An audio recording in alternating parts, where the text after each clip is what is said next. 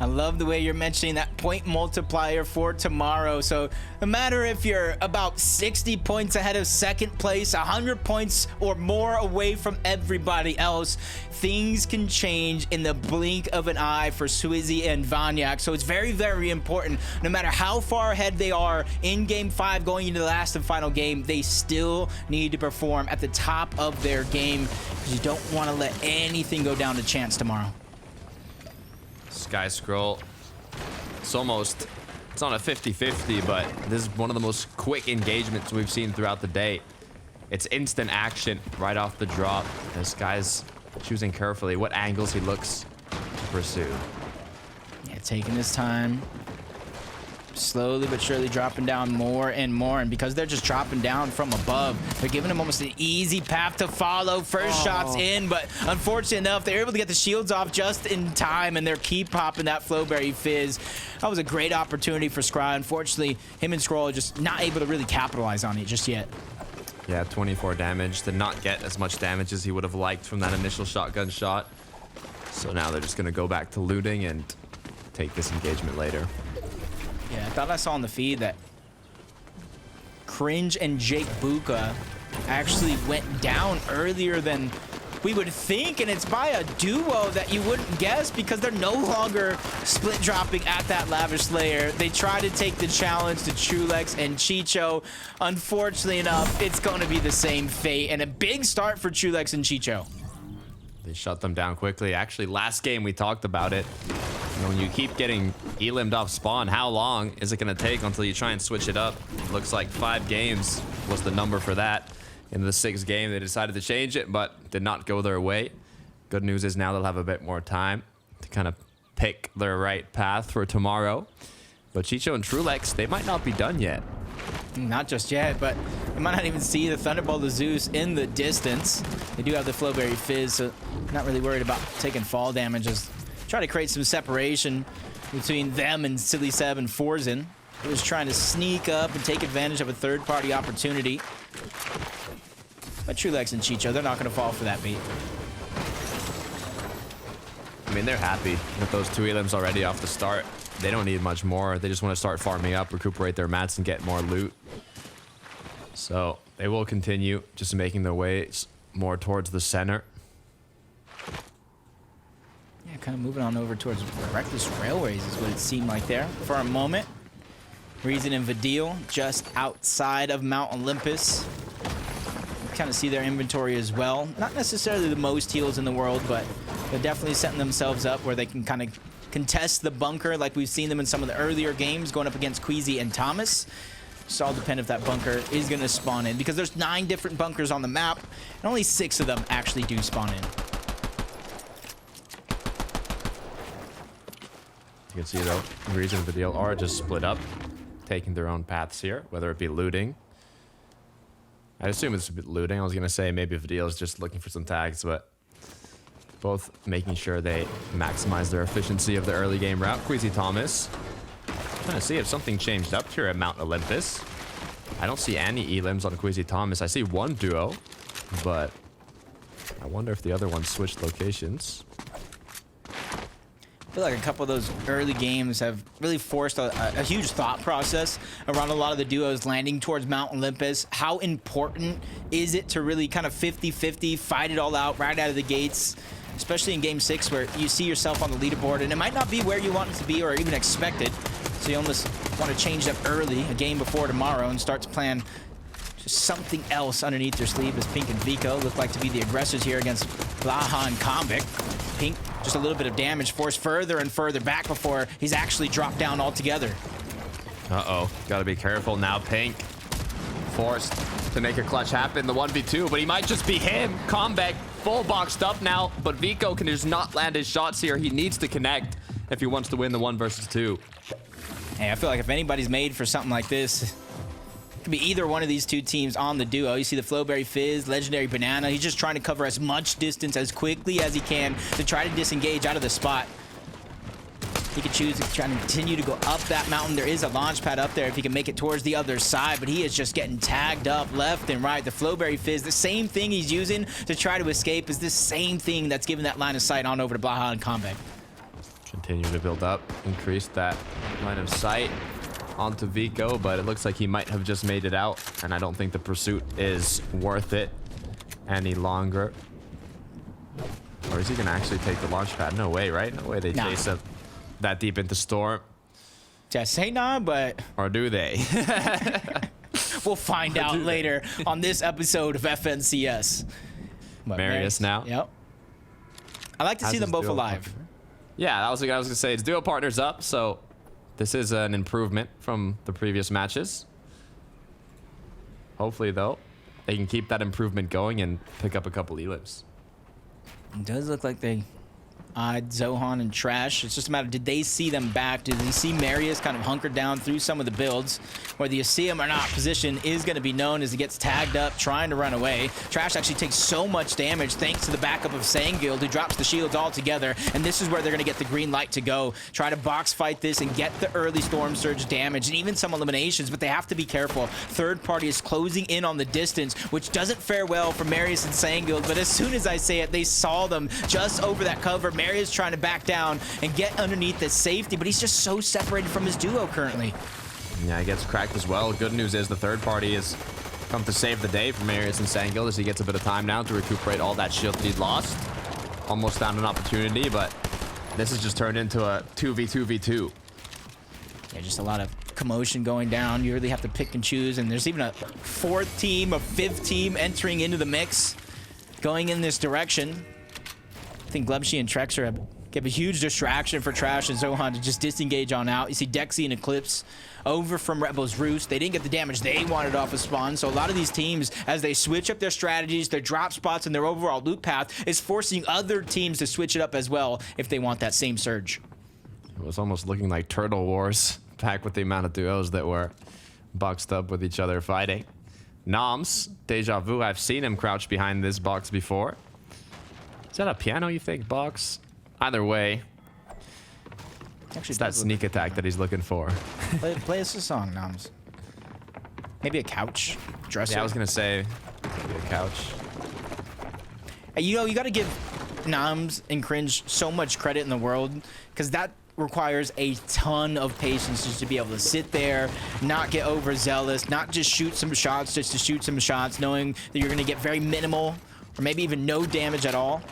But as soon as they kind of know exactly where their opponent's at, you see Cringe and Noms once again just kind of changing their locations. They don't want their opponents to know exactly where they're attacking from at any moment, and that allows for free shots like that to land. Nice connection, as now Cringe does not want to fully commit. That's all he might just need are a few tags, but with the counter attack coming through, Cringe getting cracked, Noms now gonna be forced to hold off a little longer. Oof.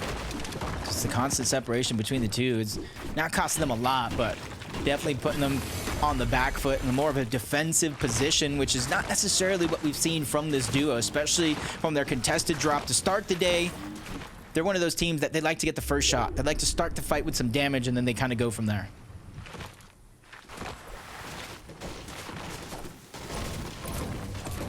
We've actually been one of the duos that's most likely to land the first shot in their engagement, so could be a reason to their success in all of these fights. Sky and Scroll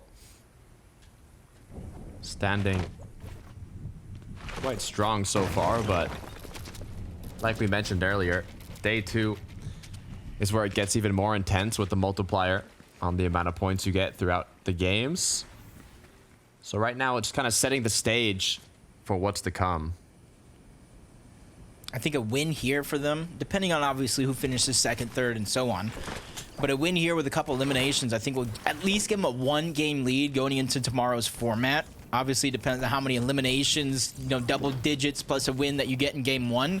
But I think they just need to kind of set themselves up, finish off the day strong. Because so far, every single game they've had but one has been in the top 10, including 2 first-place finishes. The Buell having lost Relvis, though, and being so far in zone with the duo close by, could lead to danger. It really depends how long he takes here. And the thing that only worries me isn't necessarily how long he takes, but just the lack of heals that are all around. He's forced to get the fruits, the vegetables, the cabbage, the corn, anything that he can get his hands on for just small amounts of HP. So even if he does have the reboot carb, he almost has to go and travel into zone to get the reboot, because he realistically won't be able to out heal it. And kind of where he's going right now is just the top of the launch pad, Flowberry Fizz. That's going to give him a huge amount of information high in the sky. That way he can pick the reboot he wants to get his teammate back. Once again, taking a look at Noms and Cringe. Just choosing to refarm up as they wait. There is a duo below them. There are duos around them. But they know that they could be hiding just like Dexy is, and it's not really worth it to drop down below. And this is like a huge switch up from the last time we saw Cringe and Noms. They were more towards Lavish Layer, finding a whole different team. And now they just continue to rotate around the map, find opportunity after opportunity before finally disengaging out of Rebel's Roost. But the zone is over in this direction, so they do have all the time in the world to pick where exactly they want to position themselves before it all comes to an end. We'll see what they're capable of. The Buell, though, like we said, had that duo close by. It looks like they found each other. But just with that cabbage, sliver of HP has made it. Issue is, no more fruits to work with. You can see the desperation here. He needs to find a med kit, a banana, something to get him a bit of HP or he's done for. Yeah, this is going to be his kind of last hope, moving on over in this direction. Bandages, apples, bananas. And he's really not finding anything. He finds the water bending ability, and this is where DeBuel's time and luck has run out in our sixth and final game of the day. Oh, there was a med kit under the cone. No! A tragedy coming to an end, but on the other hand, Noms and Cringe already taken down one. Clips being the other one that's left as a solo, trying to make his way through the window, but how long will he be able to run away as Noms continues his pursuit? Cringe and Noms land the opening shot 87% of the time in their engagements today. So they are a very scary duo to go up against. Mike, is he going to do it? Is he going to take the porta potty? I know he's trying to at least cut off an exit. And even though this wasn't the original team that they were fighting over towards Lavish Layer, Dexy and Eclipse did move over in the direction of Lavish Layer. My biggest assumption is possibly trying to get Storm Surge for themselves, which caught the attention of Crims and Noms. And now you can see why they're getting so aggressive. But another team enters the mix. That's Gloveshy, that's Trexer, causing a little bit of a distraction, which is a huge blessing in disguise for Dexy and Eclipse. Do they need it, though? They've already done so much damage. But they have to decide now, is it worth it to take on a full 2v2 without having the upper hand in the engagement? I don't think it is as they try and disengage. You see that over towards Rebels on the left? On the west? Underworld Medallion has been dropped. Somebody's trying to play sneaky around the Underworld to either get a teammate back or try to get some free Storm Surge. Interesting potential decision. Play. But for Raban and Fastroki, 108. Huge shot onto Tayson, taking out the duo. Yeah, that's not good for last game efforts coming out of Veno and Tayson. They started this game 6 in around 11th place. Let's see where they fall after it's over. And for Veno and Tayson, they're one of the teams, you know, you heard Minnie, Frankie, Levin talking about it. When do you push that panic button? We'll wait to see after this when they break it down and see if now is going to be that moment. With 6 games and a whole different format in terms of point totals. If you come prepared tomorrow, you can really take over the competition by storm, as long as Vaniac and Swizz don't begin to run away with it in the final game. Take it by force, in the words of Taco. Who will be the duo that does it, though? It's Cammy and Seti.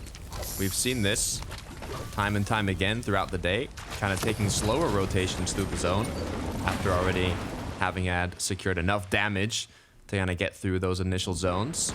So they kind of pick and choose more of a safer rotation and not put themselves in danger beforehand. I think Seti and Cammy kind of known for the slow style gameplay. In the end game, they begin to pick it up where they historically find the majority of their eliminations. As Vaniac and Swizzy just on the edge of the zone, not too far for them to rotate. They're just trying to peek back and see what other players are going to be left behind. They see the reboot coming off. They saw somebody else rotating to probably stop the reboot, so they know it's at least 4 players. Make it 3 now with one of them getting taken down over on that side of the map. Be careful though. Cringe and Noms from crouching to aggression. Might have just caught a player off guard. Eclipse once again left to run away with the shots coming through from the SMG. Now actually deciding to go all the way in Storm. They want to clean this up. Yeah, they have that underworld loot as well. We saw it get dropped on the side of the map. One team's trash is another team's treasure, and with how aggressive Cringe of Noms have been so far on the day today, that Underworld Medallion is going to be a huge pick-me-up, especially in some of those tight spots to where you might not have heals, but a Siphon will do just right.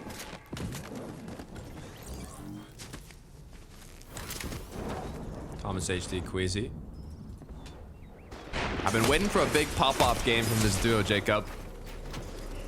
And with the max materials, solid loadout, 215 above, water bending mythic, I just might think this could be the game.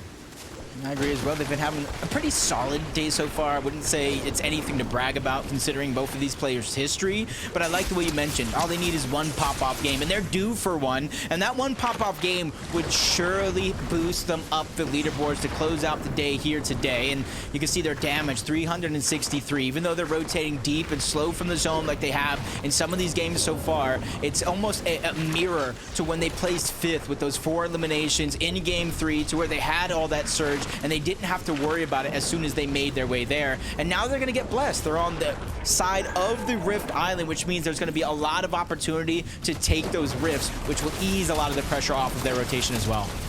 Opportunity, but they also got to be careful with the duos looking back into zone from the Rift Island. Vaniac, though, has lost Swizzy. Got the 2 eliminations, but with the pressure from the surrounding areas, they're going to have to overbuild here.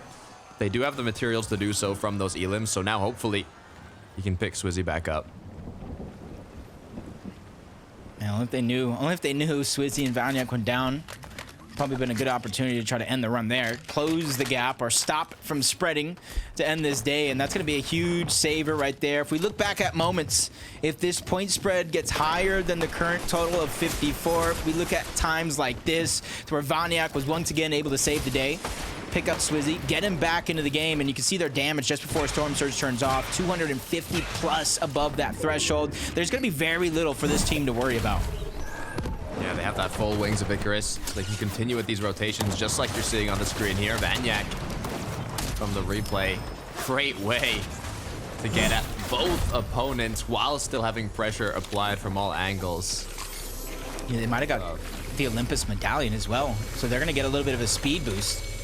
Kind of help them, or at least one of them is. We'll kind of see who has it here in a moment, but the Wings of Icarus is going to be the ones coming out. Oh, a nice little hip fire there with the Zeus Mythic DMR. Kind of helping them a ton when it comes to that Storm Surge, because they have fallen just above 100, and you can see how active they're getting, finding the opportunities. They're going up, down, when it comes to that threshold. Range Noms going to continue following Karmi and his duo into zone here. They are 28 below, so they can use this as an opportunity to potentially do a bit of damage onto them. Karmi has been knocked. That's an opportunity right there. Finish off the knock. There it is. From 72 below to 1 above. But for how long? I wouldn't think them too worried here, because if they can find themselves with elimination, we talked about the Siphon. First shot's going to be fired. That's on the Toos on the other side. I think Cringe and Noms, they're just trying to back down their opponents, give themselves a couple seconds to stabilize their position, get the heals back on up before they assess their situation on this next rotation. They have a very, very far pull, one of the max here in the lobby, but they're not done just yet. They're going right back in. They want this elimination. They want 4 more points too. So he's just trying to stay alive. He's just trying to get out, but shots coming in from the other direction as well. Stuck between a rock and a hard place, some would say. Gotta be careful, but they do have that upper hand onto this solo. Issue is, there's so many more duos in the area, they have to be careful. They know this, though, as they quickly decide, you know what, maybe it might just be more worth it to start rotating. Flowberry Fizz gonna come through. They have a very long rotate, and it begins. Gotta be able to be careful. pick and choose these moments as Crims just gets beamed by Toos, who immediately falls down, finished off the elimination, but he goes down to Zohan somehow, probably peeking to the back of zone, landing that last shot before he goes down, gets credit for that one, which puts a lot of pressure on Noms, because now he's a solo, 24 below the damage threshold, and a max pull on top of that. Yeah, all these duos that are already based up in zone are going to be looking back at him. So he has to choose his entrance wisely. And it might just be Zohan. Just going to take a bit of shots onto him, but getting closer and closer to the edge. He should be able to get this done, to be fair. Yeah, I want to say, especially with so many other teams trying to rotate their way in, getting damage isn't necessarily going to be the hardest thing. It's surviving a situation like this when you become the focus of the lobby. Luckily for him, overbuilding only takes a second. And a lot of that focus instantly stops, especially since there's a whole nother duo trying to rotate, and they're positioned a little bit higher up, which gives teams a better line of sight. And that's why Vortex are scrolling, not even on the same team, but they target out that player towards the outside and take him down. Advantage coming through. Only thing left now is that Flowberry Fizz. Far pull once again. Zones are definitely not on Noms' side for this 6th game of the day. But a nice little elim getting picked up with that Thunderburst SMG. I know I saw that guy just kind of chilling there for a moment. Jump on board Seti and Cammy, having the same struggle as some of the other players here, down below the threshold. He was able to at least get one. You saw him instantly bounce up the threshold, and he finds another opportunity at an elimination, and even more damage thanks to that water bending ability. Something that I feel like a lot of people are using, but not the way Cammy's using it. Look, we were talking about it. Thomas HT Queasy, is this going to be the big match that we've been waiting for? Meanwhile, though, Noms has been taking shots from the back as they're rotating in. He's done a great job so far with these max pulls. If he can make it in here with still a bit of materials, then I could see a clutch come through.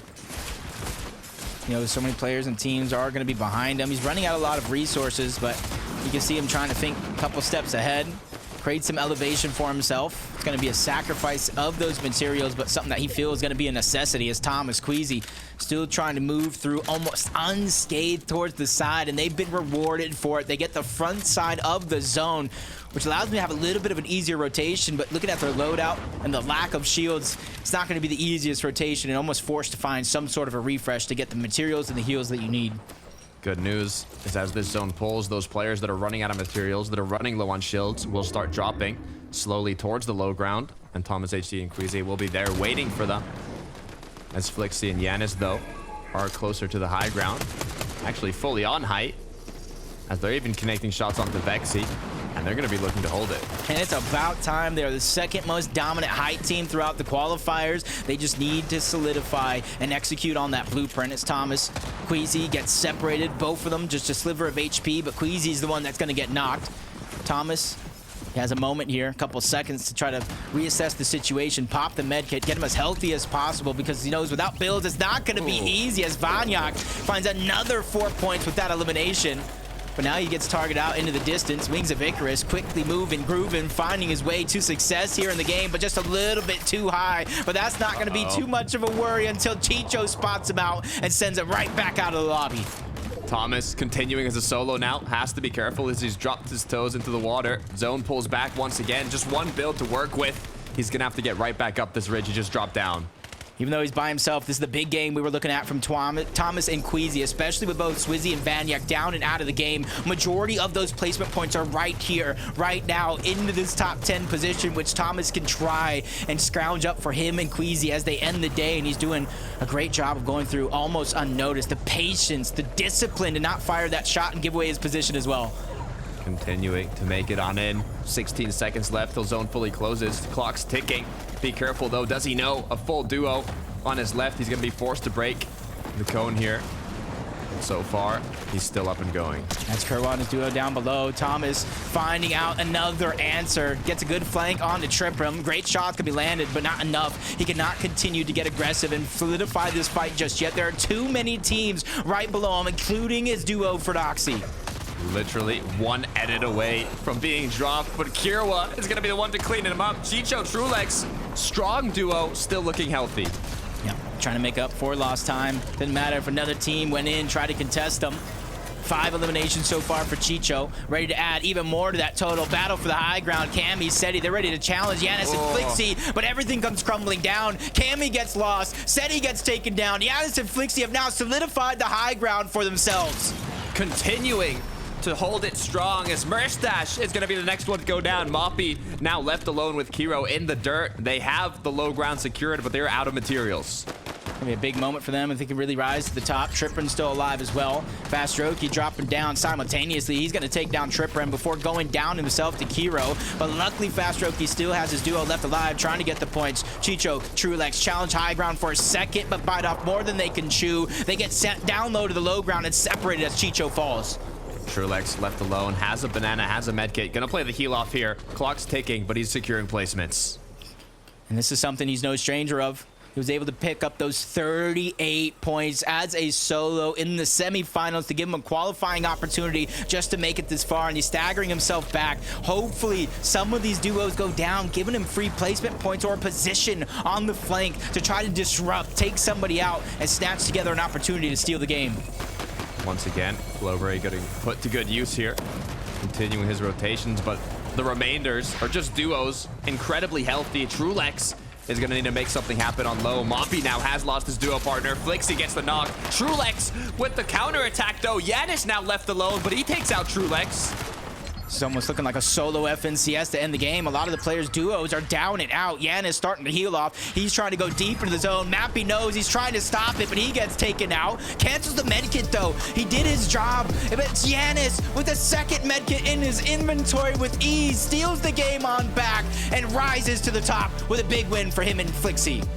Basically every single moving zone, they held strong. They had it contested by Cammy and Seti, but it was no problem for them, closing it out with a great way to finish day one. Yeah, you don't go through the qualifiers and be known as the second most dominant team on high ground, and you now have gotten that big win out of the way, and they've done it yet again. These opportunities, taking down Kiro, and even going to the backside of the zone. Jannisz playing that one perfect, knowing it's all or nothing. It's this or lose. Even though the first med kit gets canceled out, he has one more left in his back pocket for a big VR.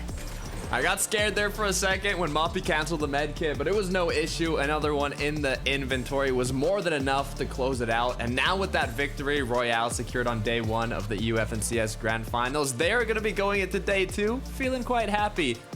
But there's a bunch of players who have won some games throughout the day and teams that went down early on that leaderboard. Let's throw it on the analyst desk to break down all the action for day one.